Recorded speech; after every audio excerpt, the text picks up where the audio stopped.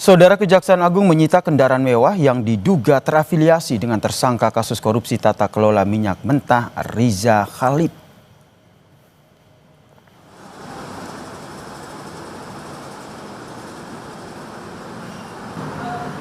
Deretan 5 mobil mewah tidak bernomor polisi ini disita Kejagung dari sebuah rumah di kawasan Mampang Perapatan, Jakarta Selatan.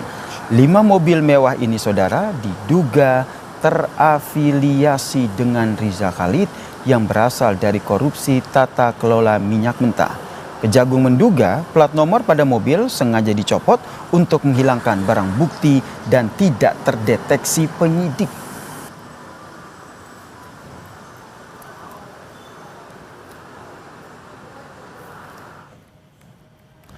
Tidak hanya menyita mobil mewah, saudara, Kejagung juga menyita sejumlah mata uang asing milik Riza Khalid di 3 lokasi berbeda yang diduga terafiliasi dengan Riza Khalid. Sementara itu, Kejagung juga telah memanggil Riza Khalid dalam pemeriksaan pada tanggal 4 Agustus, namun ia mangkir. Kejagung memastikan akan mengeluarkan DPO atau Red Notice untuk Riza Khalid. Setelah meninggalkan Indonesia sejak Februari 2025, Riza Khalid terdeteksi berada di Malaysia.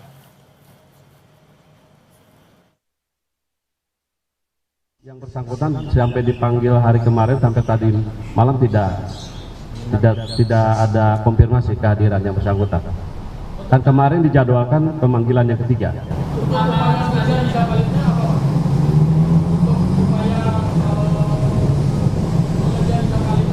Yang jelas penyidik akan segera melakukan langkah-langkah hukum ke depannya.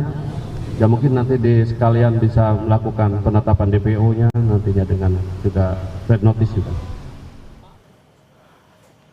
Lebih lengkap terkait dengan mobil sitaan Riza Khalid oleh Kejagung, kita ulas bersama dengan Guru Besar Fakultas Hukum Universitas Sudirman yang juga pakar tindak pidana pencucian uang, Hipnu Nugroho, yang telah bergabung bersama kami di Kompas Petang. Selamat petang, Prof. Hipnu.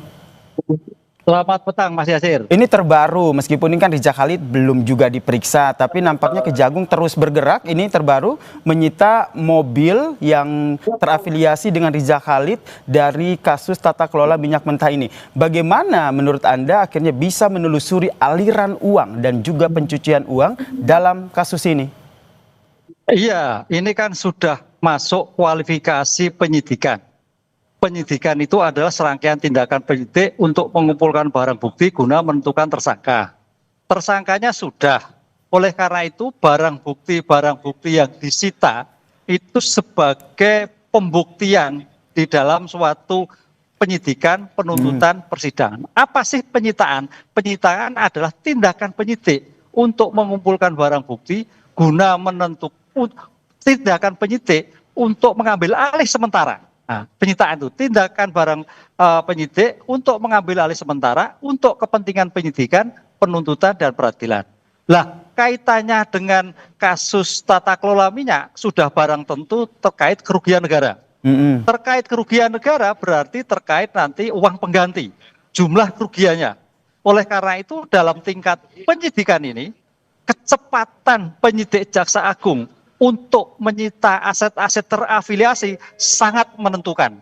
Karena nanti bisa diperhitungkan tentang penggantian kerugian negara. Ini jangan sampai barang-barang itu hilang atau sengaja dilenyapkan. Begitu. Nah, ini nih barang-barang hilang atau sengaja dilenyapkan. Kalau kita lihat nih pada saat disita ini plat kendaraan ini sengaja dicopot. Apakah ini juga seperti kata Anda tadi, Prof, sengaja untuk menghilangkan barang bukti ataupun jejak dari kasus ini?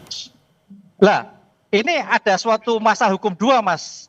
Kalau ini nanti sebagai barang bukti dan barang bukti itu terkait terafiliasi dengan tindak pidana dan ternyata barang bukti itu adalah nomor identitasnya dihilangkan, ini akan menjadikan obstruction of justice, menghilangkan barang bukti, melenyapkan barang bukti. Pertanyaannya, siapa yang menyelapkan barang bukti ini? Ini suatu problem hukum yang akhirnya bertambah lagi permasalahan dalam kasus minyak ini.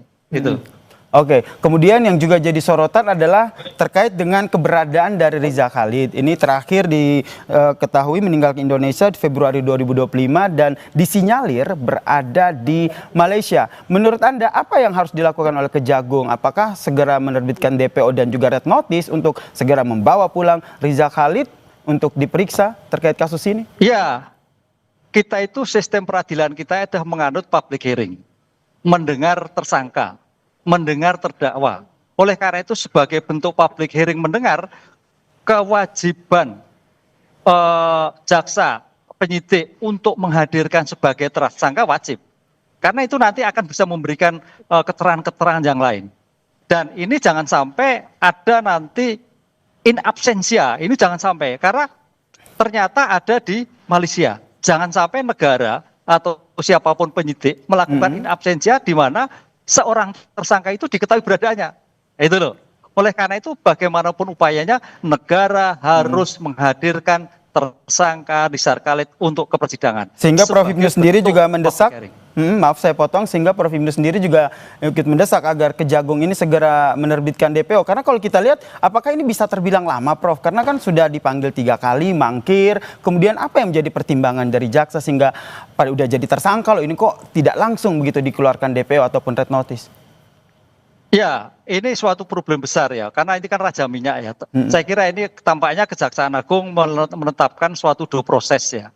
Panggilan 1, panggilan kedua, panggilan ketiga dan sebagainya. Dan ini sebagai bentuk peradilan yang baik itu Mas. Nah, nanti kalau memang sampai ketiga tidak tahu ya daftar pencarian orang di DPO kan itu loh. Karena DPO ini yang harus kita lihat karena status DPO sih sudah tidak bisa melakukan pra peradilan. Takut saya kalau Kejaksaan tidak melakukan DPO bisa melakukan pra peradilan. Ini yang menjadi pertanyaannya sudah DPO atau belum? Ini problem hukum. Makanya jangan sampai ketidakhadiran Rizal Khalid itu menjadi tolak ukur, menjadi celah untuk melakukan suatu upaya-upaya hukum kepada Jaksa Agung. Ini saya kira kecepatan penyelesaian dan kecepatan untuk DPO, kecepatan mencari kejar-kejaran dengan Pak Rizal Khalid. Nah ini nih yang masih menjadi PR begitu, di mana sebenarnya keberadaan Rizal Khalid. Tapi kalau informasinya diduga berada di Malaysia, apakah menurut Anda Kejagung sendiri memang sudah berkoordinasi begitu dengan pemerintahan Malaysia untuk membawa pulang Rizal Khalid? Singkat Prof. Ya, kalau di Malaysia saya lihat dekat lah. Saya kira itu tinggal Kejaksaan Agung kerjasama Interpol bisa. Singapura agak sulit, tapi kalau Malaysia gampang. Oleh karena itu saya kira kecepatan untuk koordinasi di antar negara Interpol untuk menghadirkan Rizal Khalid tidak sulit.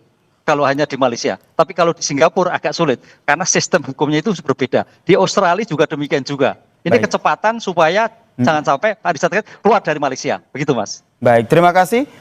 Prof. Hipnu Nugroho, Guru Besar Fakultas Hukum Universitas Sudirman sekaligus pakar tindak pidana pencucian uang telah berbagi informasi bersama kami di Kompas Petang. Salam sehat Prof. Hipnu. Matur nuwun.